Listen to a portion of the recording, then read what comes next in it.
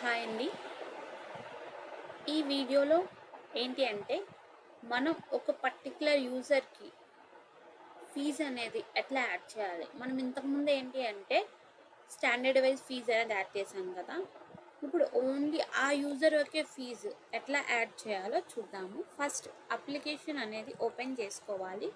Once open చేసుకున్నాక ఇగోండి ఇట్లా ఫీజు మీద క్లిక్ చేయాలి. క్లిక్ చేశాక ఫీజు లిస్ట్ చేశాక మీరు ఏ యూజర్కి అయితే పర్టికులర్గా ఫీజు అనేది యాడ్ చేయాలనుకుంటున్నారో ఆ యూజర్పై క్లిక్ చేయాలి. నేను యశ్వంత్ ఆర్ అని చెప్పి ఈ యూజర్కి ఫీజు యాడ్ చేయాలనుకుంటున్నా. సో నేను యూజర్ మీద క్లిక్ చేస్తున్నా. క్లిక్ చేయగానే ఇది మనకి యూజర్ ఫీజు అని చెప్పి ఒక పేజ్కి నావిగేట్ చేస్తుంది. ఇక్కడ ఏంటి అంటే యాడ్ ఫీజ్ బటన్ ఉంది కదండి. ఈ బటన్ యూజ్ చేసి ఓన్లీ ఆ పర్టికులర్ స్టూడెంట్స్కి మనం ఫీజు అనేది యాడ్ చేసుకోవచ్చు. రిమైనింగ్ స్టూడెంట్కి యాడ్ కాదు, ఓన్లీ ఆ పర్టికులర్ స్టూడెంట్ వరకు ఫీజు అనేది యాడ్ అవుతుంది. సో ఈ బటన్ మీద క్లిక్ చేయాలి.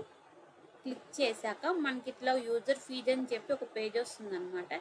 ఈ పేజ్లో మనం ఆ యూజర్కి ఫీజు అనేది యాడ్ చేయాలి.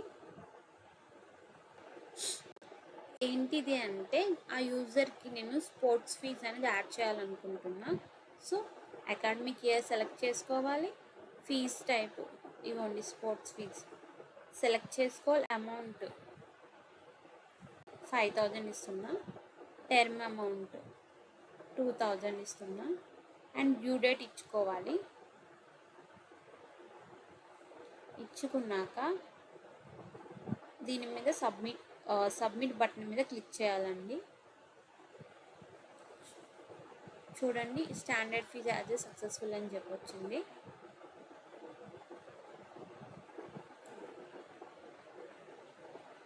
చూడండి ఇక్కడ యూజర్కి అనేది స్పోర్ట్స్ ఫీజ్ యాడ్ అయిపోయింది అనమాట.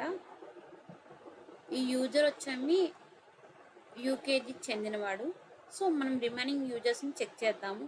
ఓన్లీ యూజర్కి అంటే ఓన్లీ యశ్వంత్ ఆర్కే ఈ స్పోర్ట్స్ ఫీజ్ అనేది అసైన్ అయ్యిందా, లేకుంటే రిమైనింగ్ పర్సన్స్ కూడా అసైన్ అయ్యిందా ఒకసారి చూసుకుందాము. సో బయటికి వెళ్దాం. దీని మీద క్లిక్ చేద్దాం. క్లిక్ చేశాక చూడండి వీళ్ళందరూ యూకేజీనే. మనం మోహన్ని ఓపెన్ చేద్దాం. చూడండి మోహన్ ఆల్సో యూకేజీ. ఈయనకి స్పోర్ట్స్ ఫీజ్ లేదు. సో ఏంటి అంటే మనం యాడ్ ఫీజ్ బటన్ యూజ్ చేసుకొని ఓన్లీ ఆ పర్టికులర్ యూజర్కే ఫీజ్ అనేది యాడ్ చేయగలము. రిమైనింగ్ యూజర్స్ యాడ్ కాదు. సో ఈ విధంగా ఒక పర్టికులర్ యూజర్కి మనం ఫీజ్ అనేది ఈ విధంగా యాడ్ చేసుకోవచ్చండి.